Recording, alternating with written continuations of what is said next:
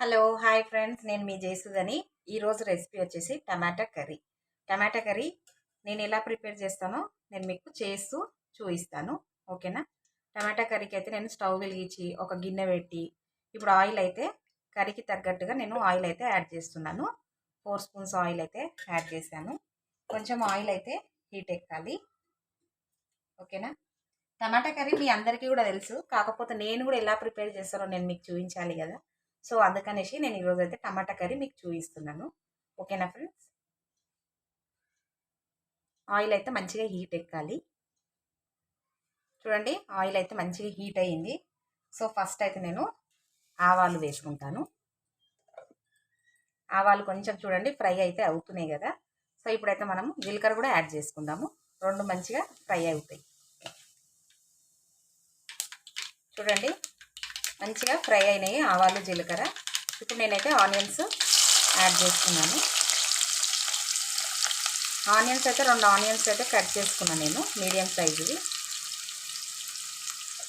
Onions కూడా మంచిగా reddish colour వచ్చేదాకా మనం ఫ్రై అయితే చేసుకోవాలి.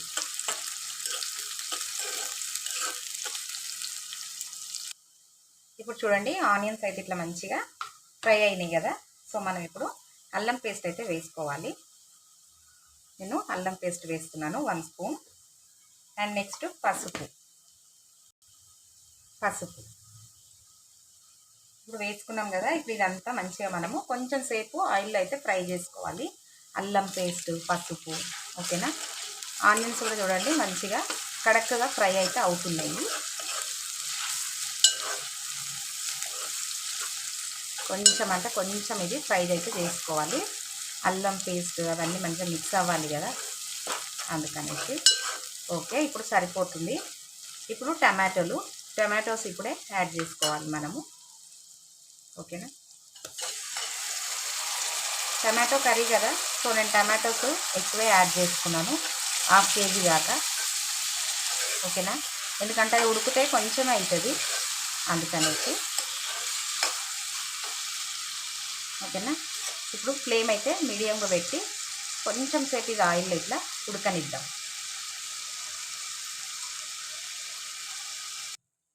ఇప్పుడు టమాటాలు అయితే ఇట్లా మంచిగా ఉడుకుతున్నాయి కదా. సో ఇప్పుడు మనము స్పైసెస్ అయితే వేసుకోవాలి. నేనైతే కారం వేస్తున్నాను. కారము కొంచెం ఎక్కువనే పడుతుంది ఫ్రెండ్స్, ఎందుకనంటే టమాటా పులుపు కదా, అందుకనేసి. నేనైతే 3 స్పూన్స్ వేస్తున్నాను. మీరు మీ టేస్ట్కి తగ్గట్టుగా వేసుకోండి. నెక్స్ట్ ధనియాల పొడి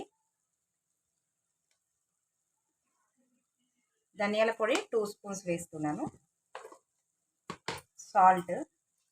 సాల్ట్ మీ టేస్ట్కి తగ్గట్టుగా మీరు వేసుకోండి. నేనైతే 2 స్పూన్స్ వేస్తున్నాను. ఓకేనా? ఇప్పుడు ఇదంతా మళ్ళీ ఒకసారి మంచిగా ఇట్లా మిక్స్ చేసుకొని మళ్ళీ మూత పెట్టి కొంచెము ఇందులో ఉన్న నీరంతా ఇంకేదాకా మూత పెట్టి ఉడికించుకోవాలి. ఓకేనా? చూడండి, ఇంకొంచెము ఇప్పుడు సాల్ట్ వేసినాం కదా, ఇంకొంచెం నీరు అయితే వస్తుంది. సో కొంచెం ఇంకా మెత్తబడేదాకా ముక్కలు అనేది, టమాటా ముక్కలు మెత్తబడేదాకా మనము ఉడికించుకోవాలి మూత పెట్టి. చూడండి, టమాటా అయితే ఇట్లా మంచిగా ఉడుకుతుంది కదా. ఇప్పుడే మనము కొత్తిమీర కూడా యాడ్ చేసుకోవాలి. ఓకేనా? మొత్తం మంచిగా ఒకసారి మళ్ళీ మిక్స్ చేసుకుందాము. ఇంకా టమాటాలు ఇంకా కొంచెం ఉడకాలి ఫ్రెండ్స్. సో నేను మళ్ళీ మూత పెట్టి కంప్లీట్గా టమాటాని అయితే ఉడికిన తర్వాత నేను మీకు చూపిస్తాను. ఇంకా ఉడకాలి టమాటా. చూడండి, ఇంక ఇట్లా కొంచెము మెదగాలి. ఓకేనా?